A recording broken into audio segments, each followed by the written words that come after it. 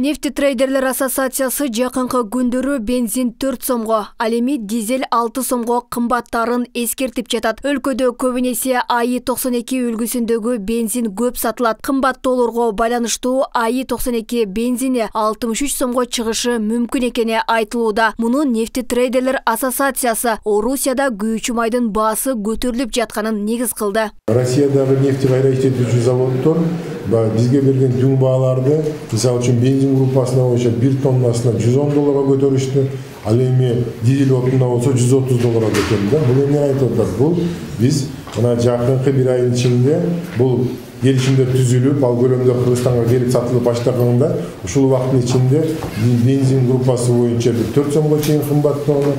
Күйүүчү майдын кымбатташы калктын жашоо турмушуна оор таасирин тийгизип, капчыгын кактап жатат. Бензин баасына тынчсызданган айдоочулар бул жагдайда автоунаа айдоонун деле зарылчылыгы жок болуп калды дешет. Таксиментерлик кылабыз. Мисалы үчүн 9 ай, 8 ай мурун 1000 сомго 40 литр газ келген болсо, азыр 1200ге 30 литр аран келет. Мисалы үчүн Бишкек менен Оштун айырмасы 5 сом болуп кетти. Бишкекте 35 сом, биякта 39 сом 50 тиын. Далчылык жок болуп калат. Бензин кымбаттаса кандай эмнеси? Запчастына не боласыңбы? Бензинге не боласың? Чыгарасың. Кымбат жол отпай элдер көтөрө албайт. Ал арада жогорку кеңеште жол фондун түзүп, күйүүчү майга акциздик салыкты көтөрүү жана жүк ташуучу унааларга жол акысын төлөтүүнү сунуштаган мыйзам долбоору каралды. Анда бензин жана дизелдик отунга акциздик салык жыл сайын литрине 2 сомдон кошулат. 6 жылдын аралыгында бул сумма 12 сомго көтөрүлөт. Аталган мыйзам долбоорун былтыр депутаттар Нурбек Алимбеков, Улукбек Ормонов, Акылбек Жапаров, Аалык Карашевтер демилгелеген. Жолдан түшкөн акчаны жолго берүү деген мыйзам бул, жол фонду деген мыйзам да. Ал бир эле акцизден эмес, башка жактардан дагы чөп турган көп немелер бар да, ошон үчүн азырынча эрте айтып алам. Биринчи окуудан өткөн. Эртең парламентте угуу болот, кайсылары кошулат, кайсылары кошулбайт. Азыр айткан эрте болуп калат. Учурда акциздик салык бензиндин 1 тоннасына 10 000 сомго чейин, дизелдин 1 тоннасына 2 000 сомго чейин коюлган. Бул багытта Россия нефть компаниясынын директору Эльмурат Назарбеков акциздик салык жогоруласа, бензин наркын көтөргөнгө туура келерин айтат. Бензоздор менен алып келебиз да. Алар мурда 1 сом 70 тыйын болсо, бүгүнкү күндө 2 сом 50 тыйынга чейин көтөрүлүп атат. Алар эске алынат, ички салыктар эске алынат. Алардын бүт баары эске алынып, ошол жерден баа коюлат.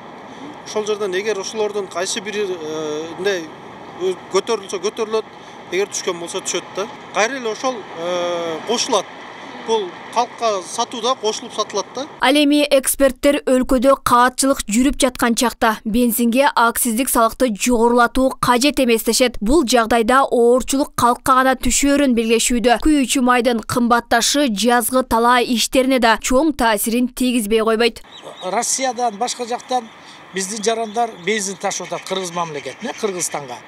Эми ошол жактан 2 сомдон дагы да кошуп алышка туура келет да.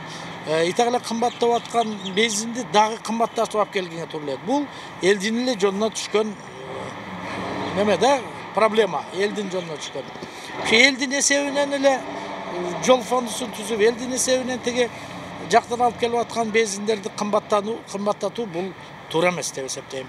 Ал эми экинчи жагы ошол эми жол фондуга бул ушу бензинден акча кылып элди кыйнап, анан жолду оңдоонун кажети барбы, жокпу?